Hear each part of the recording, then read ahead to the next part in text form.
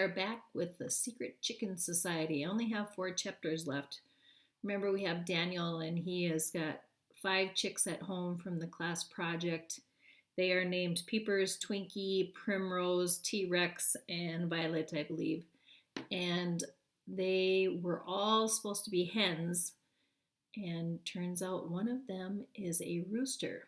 And they're worried about Mr. Gruffalo next door calling the police because it's illegal to have roosters in town. Let's read the rest of The Secret Chicken Society. Chapter 9. Nobody here but us chickens. Over the next few days, the Secret Chicken Society tried to carry out its mission. Keep the roosters a secret. Keep the rooster a secret. Daniel kept track of their attempts in the back of his egg journal. Attempt number 1. Hide Peepers. First, Daniel locked Peepers in the chicken coop. He put food and water inside. He hoped no one would notice that Peeper wasn't outside. But after breakfast, Dad came back from watering the garden.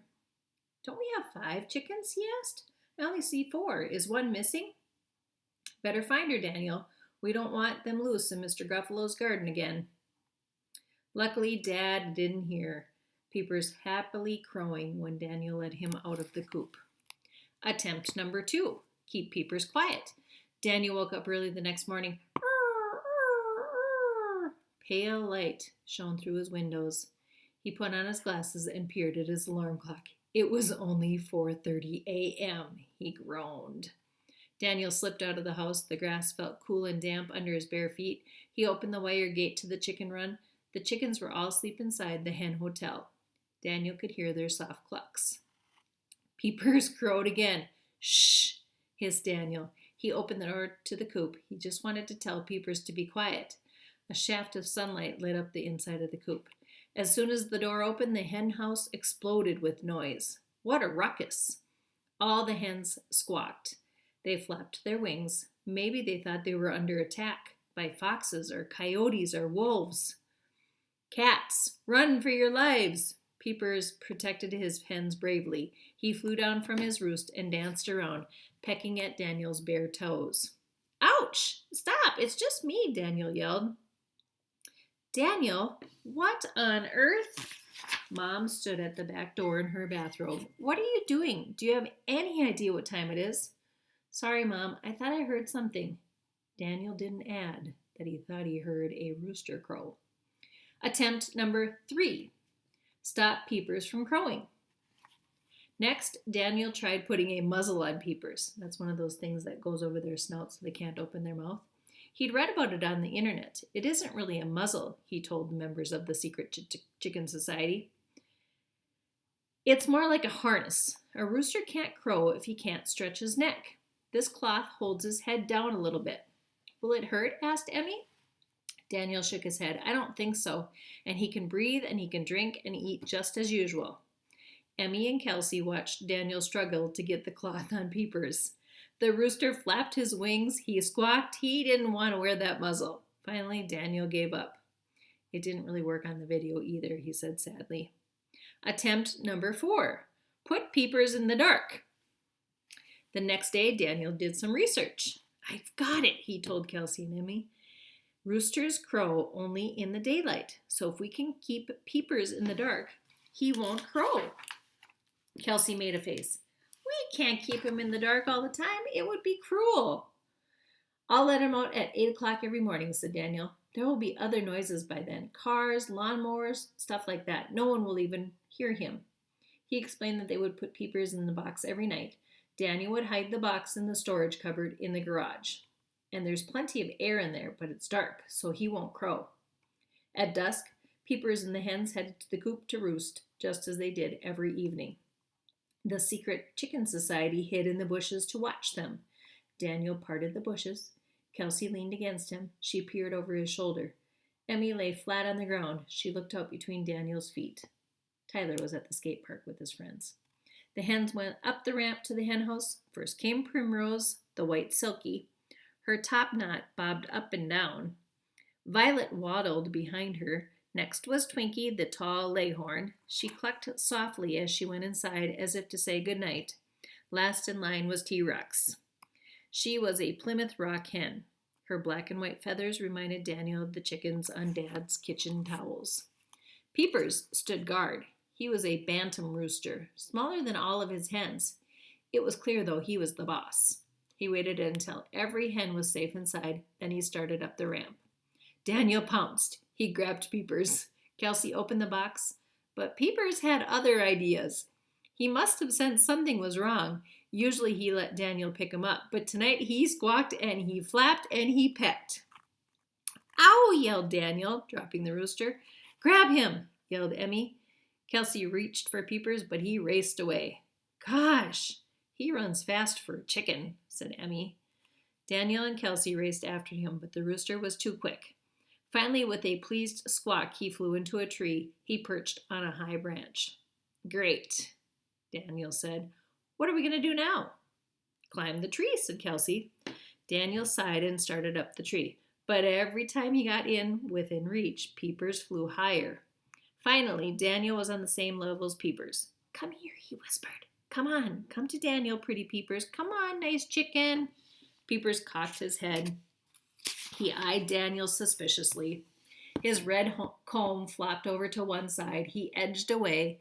Daniel stretched out his hand, but he couldn't quite reach. It was nearly dark now. Daniel could see Peepers in the twilight. He looked pretty pleased with himself. "Bedtime," called Dad from the house. Emmy trotted inside. "Better come down," said Kelsey. "We can try again tomorrow." She followed Emmy inside. Down below, the house windows glowed like lanterns in the blue dusk. Daniel gave up. He climbed partway down, his shirt filled with twigs. He got one long red scratch on his arm. He jumped the last few feet and brushed a spider web out of his hair. Above him, Peepers stretched out his neck and crowed. To Daniel's ears, it sounded like the mocking cry of a warrior after beating his enemy, in other words, making fun of him. Daniel glared at his pet. Then he shrugged and went inside. That night, he made a final entry into his journal. Mission unaccomplished. Chapter 10, The Hen Party.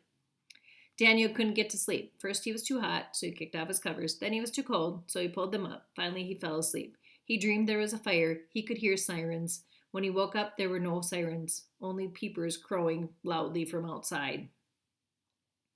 Daniel groaned. He opened his eyes. It was barely light out. He knew he should try to get his pet to shut up, but he couldn't make himself get out of bed. He jammed his pillow over his head. The next time Daniel woke up, sunlight streamed through his curtains. He had slept in. The doorbell rang. Daniel rubbed his eyes. Uh-oh, the doorbell. Daniel heard voices from the hall. He put on his glasses and padded out into the hall in his pajamas to see what was going on. Dad stood at the open door. Tyler, Emmy, and Kelsey all gathered round. Kelsey looked scared. Emmy hid behind Dad, clutching her stuffed lion. Tyler was eating a banana, and Mom was already at work. 2 police officers were at the door. Both wore blue uniforms. One officer was tall and thin, the other one was short and stout. He pushed the thought away. This is no time for thinking bad thoughts. "What's going on?" Daniel asked. "Is something wrong?" The stout officer looked at Dad. "We've had a complaint about a rooster crowing, disturbing the peace. Do you have a rooster?"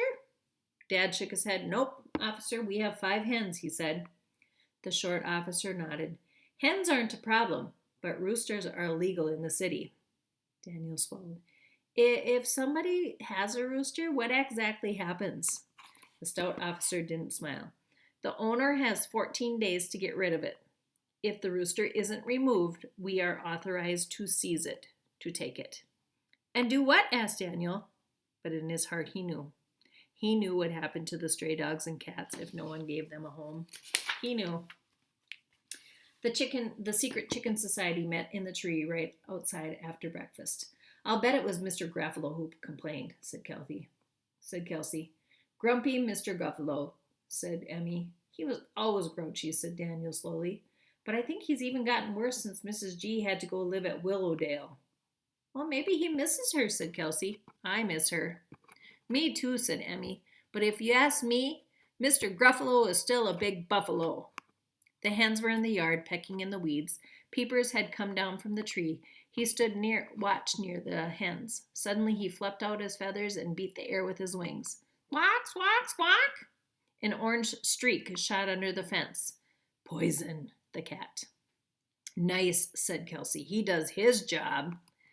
Did you hear him crow this morning? I don't know how Mom and Dad missed it. For a little guy, he sure is loud, Daniel said. What will the police do if they found out about Peepers? Asked Emmy from the foot of the tree. Will they put him in jail? No, worse, said Kelsey. Much worse, groaned Daniel. What then? Yelled Emmy impatiently. Daniel stared at her solemnly. Seriously, they will kill him. Kill Peepers? No, yelled Emmy. And they will eat him, added Kelsey. That's awful. Emmy started to cry. Poor Peepers. We just have to keep him from crowing, said Daniel. We have to. All afternoon, Daniel looked in the books and on the internet. He reported back to the SCS, the Secret Chicken Society. Roosters will crow any time of the day, he told Kelsey and Emmy. Tyler was at the mall. But they mostly crow at dawn. Kelsey nodded. But we've tried everything. What else can we do? I have an idea, said Daniel. If we can keep the coop dark, he won't crow.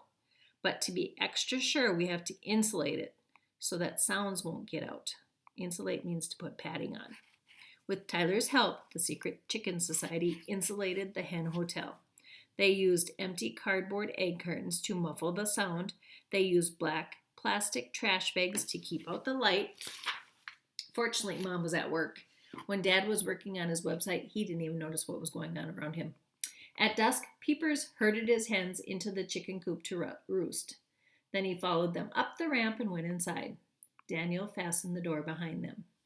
They want to be in the coop at night, Daniel told his sisters, because they feel safe inside. That's why birds roost in trees, so foxes and coyotes and raccoons don't get them. The insulation seemed to work. If Peepers crowed at dawn, no one in the house could hear it. Daniel didn't think the neighbors could either. After breakfast, Daniel fed and watered all of his pets and let the hens out to forage. They seemed happy with their newly redecorated quarters. At any rate, they didn't complain. Everything's under control, Daniel told Kelsey and Emmy at the next SCS meeting a few days later. I think we've got it licked. We figured it out. But his conscience prickled, so he's thinking in the back of his head that this can't be this easy. Mom and Dad were still in the dark, so to speak, about Peepers being a rooster. Mom and Dad trusted the hens to Daniel's care. Even though he hadn't lied to him, hadn't told a lie, it didn't feel right to keep a secret from them. We will stop right there.